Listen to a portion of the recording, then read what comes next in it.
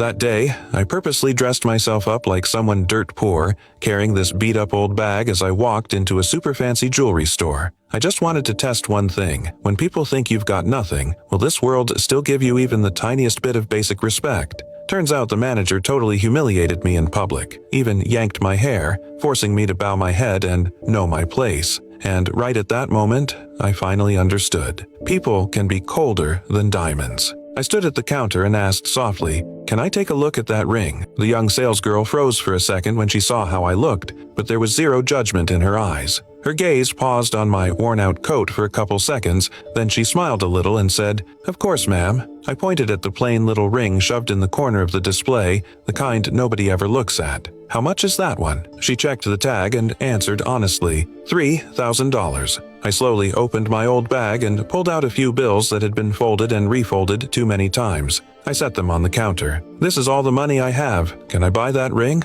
The whole place suddenly went quiet, like the air got sucked out. Even the conversations around me dropped a bit. Then I heard heels clicking toward me from behind, sharp and fast. A cold, hard voice leaned right next to my ear. "What do you think you're doing?" The manager walked up with this look full of disgust. I barely turned around before she grabbed my hair and yanked it down. "Look at yourself." She pushed my head toward the counter's reflection, every word dripping with contempt. "You think you belong here?" Someone gasped. Someone else quietly lifted their phone to record. I steadied myself and kept my voice calm. "I just want to buy a ring." She laughed. This harsh, metal-cold laugh. "Buy? Do you even know how many years of your life one ring in here is worth?" She tapped her finger on the bills on the counter, her face twisted in disgust. "This wouldn't even cover the cost of cleaning our carpet." The salesgirl stepped forward then, her voice shaking but still trying to stand tall. "Manager, she didn't bother anyone." The manager's tone got even sharper. "She wants to buy it? Then you pay for her.